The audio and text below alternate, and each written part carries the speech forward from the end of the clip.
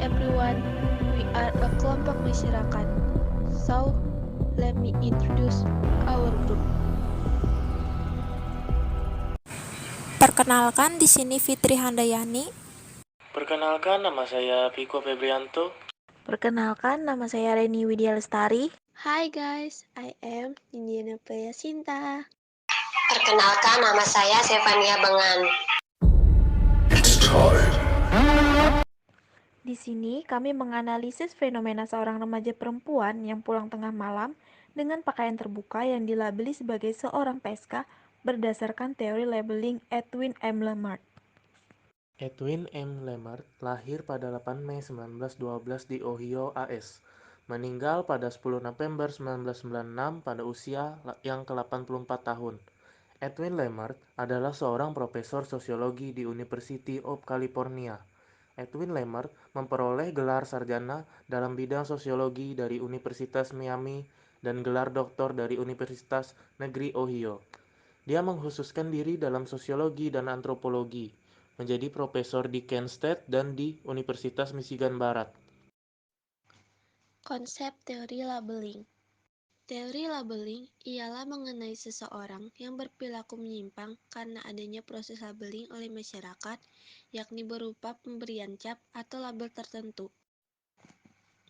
Pada dasarnya tidak ada satupun perbuatan yang bersifat kriminal.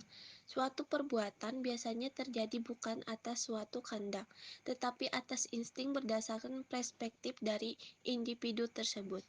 Sehingga pada dasarnya dianggap sebagai perbuatan yang tidak bersifat kriminal, yang kemudian menciptakan stigma yang membentuk stereotip.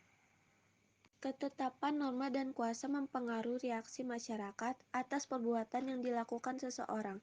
Dalam kehidupan sosial yang majemuk, keseimbangan pada tatanan sosial sangat diperlukan untuk kesatuan dan kebersamaan. Oleh karena itu, terbentuklah ketetapan norma dan kuasa sebagai alat pengawas atau kontrol sosial. Adanya ketetapan norma dan kuasa ini sangat jelas mempengaruhi pandangan atau perspektif masyarakat terhadap suatu hal, terutama dalam perbuatan dan perilaku seseorang, baik itu dalam hal baik maupun hal buruk, yang kemudian menciptakan stigma yang membentuk stereotip. Teori labeling ini pada dasarnya menekankan pada dua aspek penekanan dan dua respon penyimpangan. Aspek yang pertama adalah mengapa dan bagaimana seseorang diberi label. Aspek ini menjelaskan mengenai perspektif interaksionalisme simbolik, masyarakat sebagai agen kontrol sosial, dan perilaku yang berhasil didefinisikan menyimpang oleh masyarakat. Aspek kedua adalah pengaruh atau dampak dari pemberian label tersebut. Kemudian, respon. Respon yang pertama adalah respon aktif yang dimana menjelaskan adanya usaha penolakan atau protes atas pemberian label pada individu tersebut. Respon kedua adalah respon pasif yang dimana korban labelisasi tersebut membenarkan label yang diberikan meskipun label yang diberikan tidak benar. Adanya aspek penekanan dan respon penyimpangan ini pada akhirnya menciptakan stigma yang membentuk stereotip. Contoh konkret dari teori ini adalah PSK dan istilah negatif lainnya. Fenomena remaja perempuan yang pulang larut malam dengan pakaian terbuka dan dilihat oleh orang sekitar dengan hanya melihat dari satu sudut pandang saja dan juga langsung berasumsi atau memberi cap bahwa remaja perempuan tersebut adalah PSK. Reaksi masyarakat yang menjadi bentuk keterkaitan fenomena PSK ini dengan teori labeling, maksudnya adalah munculnya reaksi masyarakat yang berdasarkan perspektif interaksionisme simbolik yang mengandung ketentuan norma dan kuasa tertentu terhadap perilaku seseorang yang dianggap menyimpang. Munculnya berbagai dampak dengan gangguan mental sebagai dampak utamanya. Adapun gangguan mental yang menjadi dampak negatif utama dari fenomena PSK ini antara lain depresi, kurang percaya diri, dan hilangnya citra diri, yang kemudian membuat remaja perempuan yang dilabeli menjadi takut akan dunia luar sehingga mengisolasi diri dari kehidupan sosial yang pada akhirnya akan menghambat perkembangan kemampuannya, baik dalam bidang sosial maupun bidang lainnya. Selain itu, fenomena ini juga akan berdampak pada keseimbangan sosial. Multi-persepsi PSK. Multi-persepsi PSK terbagi menjadi dua, yaitu pertimbangan pelegalan PSK dan judgement terhadap PSK. Pertimbangan pelegalan PSK. Saat ini, PSK merupakan profesi yang sedang naik daun di berbagai negara dunia. Bahkan, terdapat beberapa negara yang telah atau berusaha melegalkan profesi PSK yang pada akhirnya menimbulkan kontroversi sebagai bentuk apresiasi. Munculnya kontroversi sebagai bentuk apresiasi. Pelegalan PSK sebagai sebuah profesi dalam suatu negara tergantung pada kebijakan masing-masing negara. Adapun beberapa negara yang melegalkan PSK sebagai sebuah profesi yaitu Amerika Serikat, Denmark, Swiss, Kosta Rika, Spanyol, Kanada, Belanda, dan Jepang.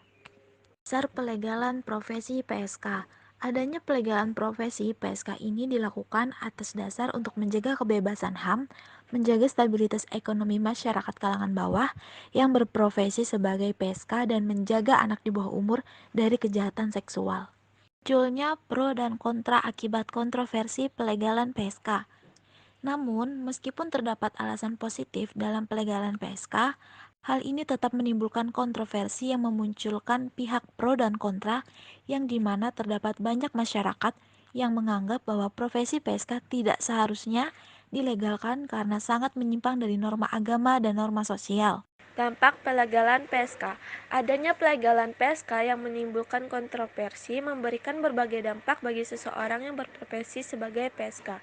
Dampak tersebut dapat berupa dampak positif dan dampak negatif.